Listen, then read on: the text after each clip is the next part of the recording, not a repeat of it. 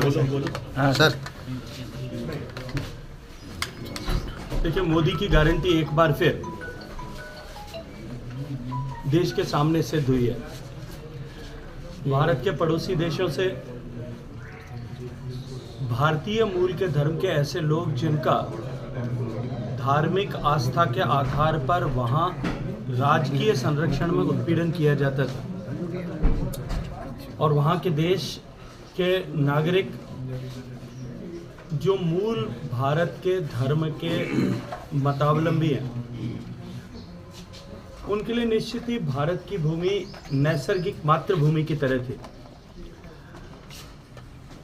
लेकिन सिटीजनशिप के नियमों के चलते हुए जो लोग पाकिस्तान से, अफगानिस्तान से, बांग्लादेश से ऐसे हिंदू लोग शरणार्थी के रूप में आते थे, अपनी बहू बेटियों की इज्जत बचा करने के लिए यहाँ आते थे, अपना सब कुछ गंवा करके यहाँ आते थे, उन लोगों की स्थिति आसमान से लटके और खजूर पर अटके जैसी हो जाती थी।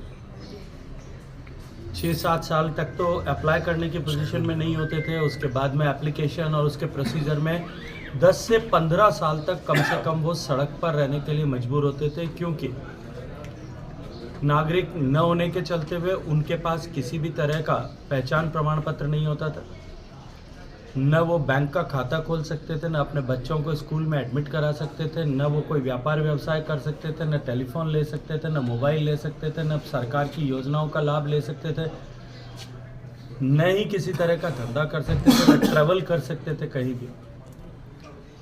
माननीय प्रधानमंत्री जी के आशीर्वाद से 2015-16 में जब मैंने इस विषय को लोकसभा में उठाया था, उसके बाद में आदरणीय राजनाथ सिंह जी जो उस समय गृह मंत्री थे, उन्होंने इसमें कुछ अमेंडमेंट करके अनेक राहतें प्रदान की थी। इस कानून को 2019-20 में लोकसभा ने पारित किया। उसमें अब क्या जो है राजनीतिक हित बाकी रह गए। पार्लियामेंट कानून बना चुकी है, सरकार को उसको घोषित करने का अधिकार है, सरकार ने उसको घोषित किया है। अगर सरकार ने घोषित नहीं किया होता तो ये कहते कि कानून बना दिया लेकिन घोषित करके लाभ नहीं दे रहे। देखिए, जिन लोगों को नुक्ताचीनी करनी है और हर चीज़ में राजनीति देखनी है, वो राजनीति देखेंगे।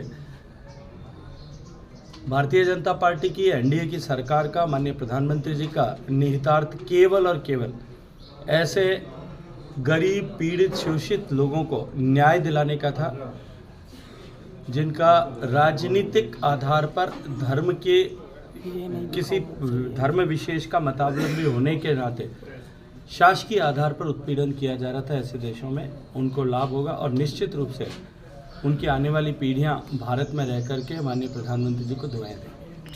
ऐसे लोगों का दर्द कम करने के लिए माननीय प्रधानमंत्री जी ने सिटीजनशिप अमेंडमेंट एक्ट पार्लियामेंट में पारित करवाया और अब उसके सारे रूल्स फ्रेम करके नोटिफाई कर दिया है। ऐसे सारे विस्थापित लोग जो पाकिस्तान से आते हैं, अफगानिस्तान से आते हैं, बांग्लादेश से आते हैं, वो हिंदू होंगे, सिख होंगे, जैन होंगे, बौद्ध होंगे, वो सब लोगों को अब नागरिकता के में प्राथमिकता मिलेगी। जो लोग 2014 तक आ गए हैं उनको शीघ्र नागरिकता मिल पाएगी और मैं ये मानता हूँ कि इसके कारण से लाखों ऐसे लोग जो भारत में रह रहे हैं, उनका जीवन जो है वो सरल भी होगा और सफल भी होगा।